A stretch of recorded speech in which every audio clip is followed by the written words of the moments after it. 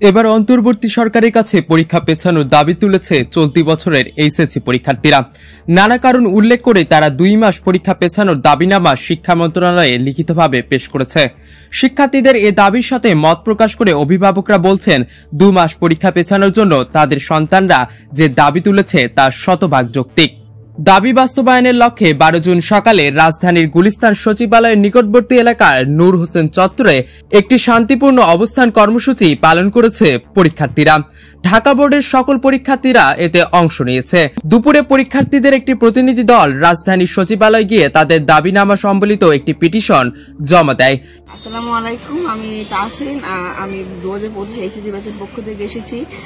আমাদের মূল দাবিগুলো হচ্ছে যে প্রথম দাবিটি আমাদের প্রস্তুতি ঘাটতি পূরণের জন্য পরীক্ষার সময় পিছিয়ে অন্তত 2 মাস বাড়ানো হোক। এছাড়া ঢাকার বাইরে দেশের বিভিন্ন উচ্চ মাধ্যমিক শিক্ষা বোর্ডে গিয়ে একটি করে প্রতিবেদন জমা দেয়। সরকারের কাছে পেশ করা আবেদনপত্রে পরীক্ষার্থীরা যে সকল দাবিসমূহ উল্লেখ করেছে তা হলো পরীক্ষার প্রস্তুতির ঘাটতি পূরণের সময় পিছিয়ে অন্তত 2 মাস বাড়িয়ে দেওয়া, এমসিকিউ ও সিকিউ মিলে যৌক্তিক পাস নম্বর নির্ধারণ করে মূল্যায়ন করা এবং 2027 সালের নতুন কারিকুলাম প্রবর্তনের আগেই 2025 সালের পরীক্ষার্থীদের উপর নতুন নিয়ম চাপিয়ে না দিয়ে পূর্বের নিয়মে পরীক্ষা গ্রহণ করা। জুলাই গণ অভ্যুত্থানে অনেকে যুক্ত ছিলেন, অনেকে আহত হয়েছেন, আবার দেশ সংস্কারের কাজে অনেকে ট্রাফিকের কাজ করেছেন, পরিষ্কার পরিচ্ছন্নতার কাজ করেছেন। আবার এর মধ্যে চলে আসছিল বন্যাতে অনেকে ত্রাণ বিতরণ করেছেন, ত্রাণ সংগ্রহ করেছে। আমাদের যে দাবিগুলো আছে আমরা মনে করি এগুলো একদম যৌক্তিক। এইচএসসি 2025 ব্যাচের দেশের বিভিন্ন জেলার পরীক্ষার্থীরা গণমাধ্যমে বলছেন, আমাদের যৌক্তিক দাবির সঠিক বিবেচনা করে বৈষম্যহীন বিচার এবং পরীক্ষার প্রস্তুতির যথাযথ সময় দেওয়ার জন্য বর্তমান সরকারের প্রধান উপদেষ্টা এবং শিক্ষা উপদেষ্টার কাছে আবেদন করছি।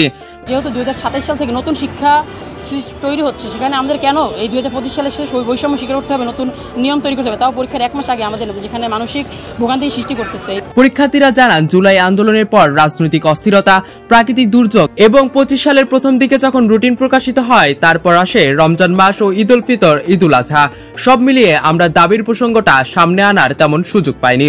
পরীক্ষার্থীরা আরো জানান, বর্তমানে দেশে টানা বৃষ্টি, জলাবদ্ধতা এবং বিদ্যুৎ সমস্যার কারণে গ্রামের শিক্ষার্থীরা চরম দুর্ভোগে রয়েছে। এর সঙ্গে যুক্ত হয়েছে কোভিড-19 পুনরাবির্ভাব।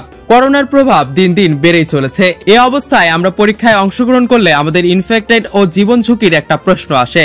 এসব কারণে আমরা 26 জুন থেকে শুরু হতে যাওয়া পরীক্ষার জন্য প্রস্তুত নই।